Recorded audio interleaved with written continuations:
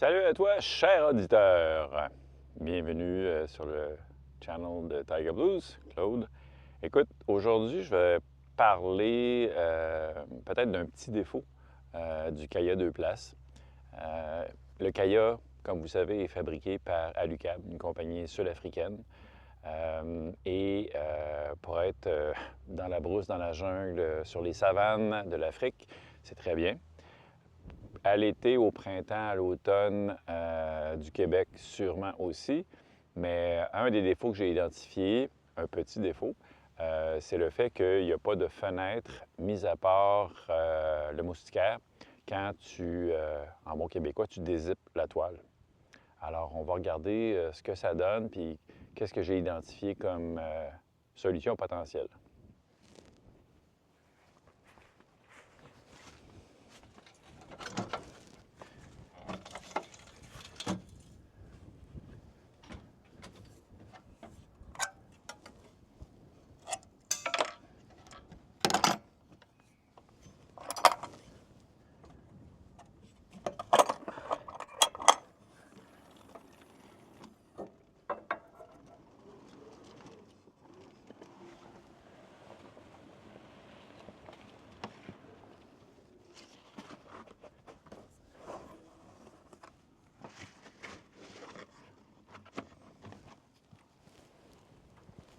Alors, on est la deuxième fin de semaine de septembre. Il fait quand même assez beau à Fermont. Le jour, on en est dans les 10-12 degrés Celsius. Il n'annonce pas de pluie en fin de semaine. Même dimanche, je pense 22 ou 23, qui pour la mi-septembre est quand même assez chaud, particulièrement chaud à Fermont. Mais la nuit, ça tombe déjà dans les 1, 2, voire moins 1, moins 2. Donc, comment faire entrer de la lumière dans le Kaya sans nécessairement avoir du vent qui rentre, en tout cas, essayer de limiter autant que possible le vent. J'ai pensé à la solution plexiglas. Donc, je vais vous montrer ce que j'ai acheté, combien ça coûte, puis comment je vais le faire. Pour bien vous montrer c'est quoi ce que moi j'identifie comme un problème, c'est que pour avoir la lumière à l'arrière et des deux côtés du Kaya, à la hauteur de la plateforme de lit, il faut ouvrir la toile. Une toile qui est très robuste, évidemment.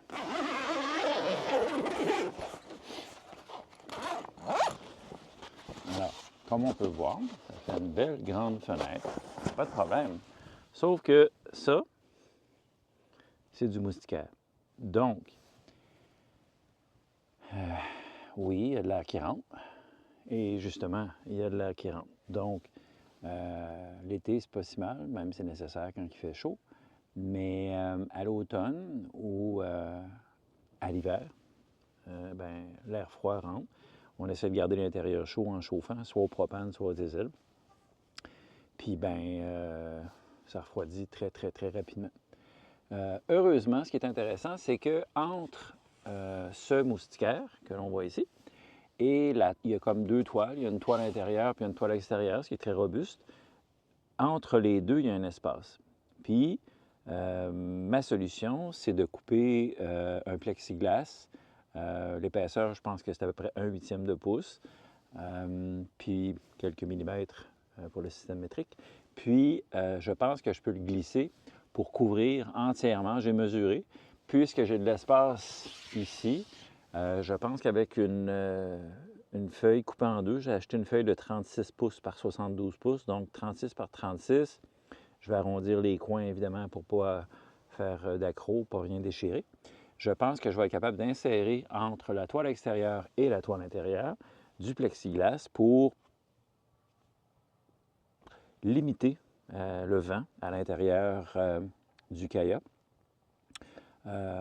Peut-être même quand il pleut, on a tendance à fermer la toile intérieure, sauf celle de l'arrière qui est protégée par un petit haut-vent, mais sur les côtés, c'est relativement plat.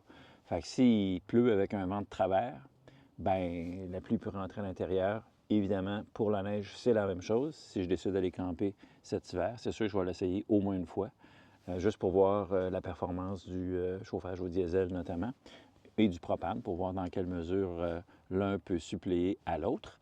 Donc, mon projet, c'est de prendre cette feuille de plexiglas de 36 par 72, de la couper en deux, exactement, d'arrondir les coins, de l'insérer et voir si ça fonctionne. Aussi simple que ça. Alors, en quoi consiste ma solution? Ben, j'ai acheté une feuille de plexiglas chez Rona, à Wabush et chez Fitz. Et moi, j'appelle ça du plexiglas. Ils ont peut-être une nouvelle marque de commerce là, qui s'appelle Plascolite. Et puis, c'était une feuille 36 par 72. Alors, moi, j'avais mesuré qu'une feuille de 36 par 36, ça ferait le travail. Et puis, là, ça n'a pas l'air transparent. Comme vous pouvez voir, il y a une espèce de fil de plastique des deux côtés. Mais 36 par 36, une fois qu'on enlève le plastique, c'est très très transparent. C'est comme de la vitre. Je suis vraiment content du résultat. Ce qu'il me reste à faire maintenant, c'est arrondir les quatre coins pour éviter que je fasse des accros dans la toile. Donc, à suivre, on peut voir, c'est très transparent, mis à part le reflet de la vitre, là, c'est ça, c'est très transparent. Donc, en espérant que ça fonctionne, c'est léger. Je pense pas que ça va poser de problème à la toile. Je ne sais pas combien de temps ça va rester sans rayures. Fait que tout ce qui me reste, c'est tracer les ronds-points, couper. Est-ce que je vais faire ça au Dremel ou à scie sauteuse, je ne sais pas. Mais c'est ça. On va s'essayer. Après ça, on va l'installer. Et on va voir ce que ça donne. Alors, pour mes vitres de plexiglas, j'ai essayé de faire les coins ronds avec une scie sauteuse. Même si j'ai pris la lame qui était avec les plus petites dents, même si j'allais à la vitesse la plus basse, le plexiglas éclate. Alors, est-ce que c'est une bonne façon d'arrondir des coins ou de faire des ronds dans du plexiglas? La réponse, c'est non. Fait que, je ne sais pas si vous pouvez voir, mais ce que j'essayais de faire, c'est ça. C'est-à-dire, j'ai un coin carré, puis je vais l'arrondir pour pas que ça accroche dans la toile ou dans le moustiquaire. Puis ça ne fonctionne pas. Donc, ce que j'ai décidé de faire, c'est faire une ligne droite, puis arrondir le petit triangle qui va rester.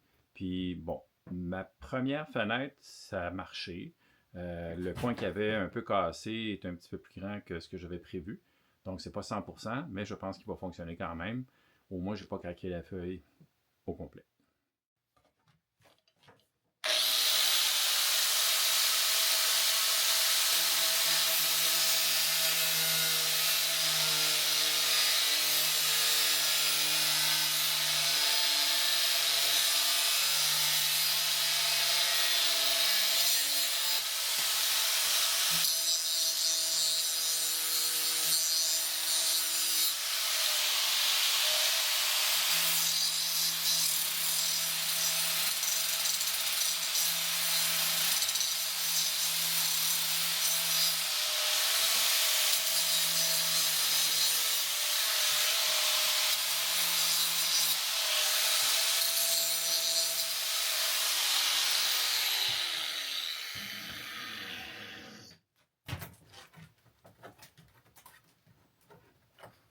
C'est pas 100%, mais avec un petit peu de sablage à la main, ça fait le travail.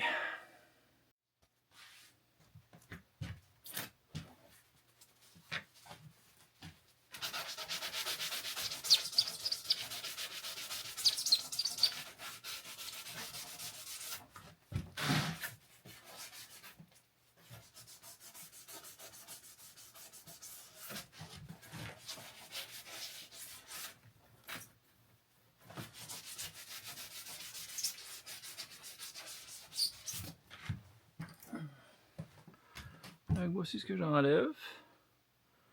Évidemment, on enlève tous les petits charpies. Puis après ça, ben, c'est pas trop accrochant. L'important, c'est que ça ne pogne pas dans la toile ou dans le moustiquaire, comme je dis. Puis les coins, de toute façon, ils vont être sous la toile. Donc, même si ça blanchit un petit peu, parce que je passe un papier sablé, c'est pas bien grave. C'est pas ça qu'on verra. L'autre affaire qui est plate avec le plexiglas, c'est que ça graphine très aisément. Pas très grave en soi.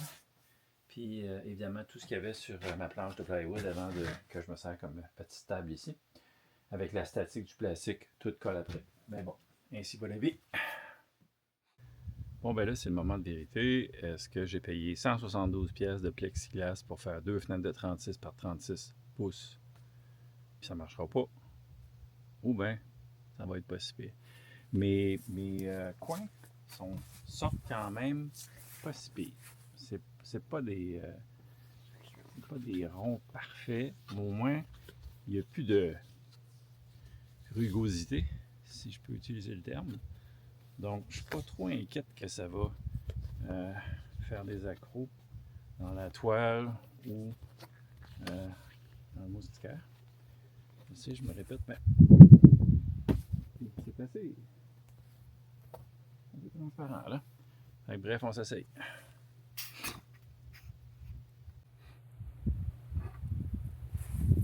Okay. Ben, ça marche, ou bien j'ai de la fou. Ce qui serait pas très grave en soi. Donc là, c'est la première fois que j'en installe un. J'aurais peut-être dû essayer avant. On va l'air moins niaiseux si ça marche pas, mais bon. Hein? Il ne risque rien à rien. Ici, un petit velcro. On va faire ça. On va regarder comment ça marche par-dessus. Qu'est-ce que ça donne?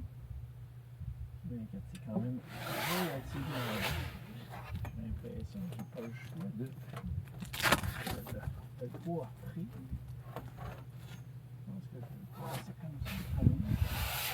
Et oui, c'est clair. En gros, ça fait pas. Mais non, voilà. Regardons ça. Donc là, on rentre chaque bord en train de micro. Puis, la branche, ça a l'air de vouloir marcher. Je me rends compte que 2 coins, ça aurait été assez.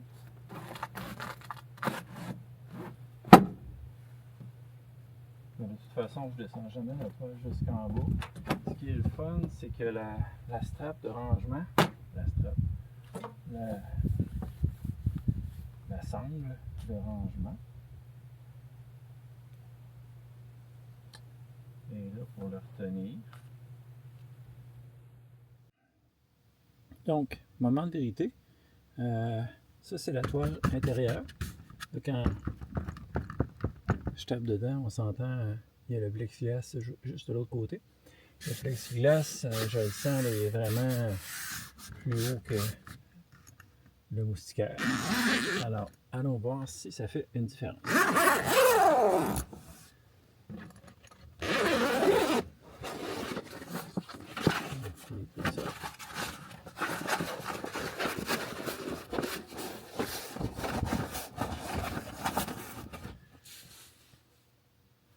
Ouais, on voit la limite du plexiglas. En haut, c'est beaucoup plus haut que la fenêtre. On voit la limite du plexiglas ici. Puis, ouais, ça marche. Je suis vraiment content. Tu t'achètes, comme je te dis, 80-90 pièces de plexiglas pour 2 fenêtres. Il y en a une là, évidemment, il y en a une l'autre bord. Tu installes ça, puis ça marche pas. Fait que là, tu dis, ouais, pas payé. Mais là, puis je pense qu'en plus de ça, non, je t'ai pour dire que je pourrais recoincer le velcro, mais ça ne me servirait pas à grand-chose. Puis ce qui est le fun, c'est que s'il pleut sur le plexiglas, ça va descendre sur la bordure en métal du kayak. Ça y est, j'ai quasiment hâte qu'il pleuve là. Vraiment content. Je sais que je suis en train de flatter un moustiquaire, c'est vachement impressionnant. Puis vous me dites, ouais, mais c'est pas juste un moustiquaire, là. J'ai une vitre. En fait, j'en ai deux. Yeah!